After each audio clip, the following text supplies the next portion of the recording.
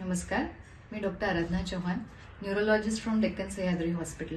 मी आज तुम्हाला Bell's palsy ह्या आजाराबद्दल माहिती देणार आहे। बेल्स पाल्सी म्हणजे काय?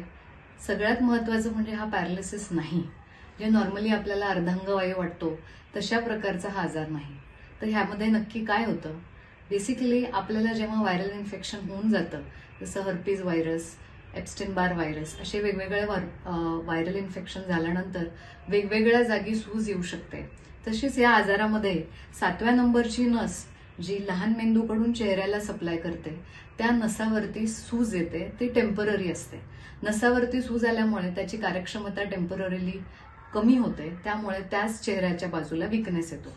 म्हणजे काय होतं, पेशंटला डोळा बंद करायला प्रॉब्लेम होऊ शकतो, चेहरा वाकडा होऊ शकतो, गुळण्या करायला प्रॉब्लेम होऊ शकतो। हा आजार डेंजरस नाही, यामध्ये ट्रीटमेंट नक्की होऊ शकते। यामध्ये सूज कमी करण्यासाठीची औषधं, अँटीव्हायरल ड्रग्स ही दिल्या जातात आणि ह्यामध्ये युजली 3 ते 6 आठवड्यांमध्ये पेशंट बरा होतो। काही लोकांमध्ये हा वीकनेस रेसिड्युअल राहू शकतो, पण मॅक्झिमम लोकांमध्ये हा कम्प्लिटली बरा होतो। थँक्यू।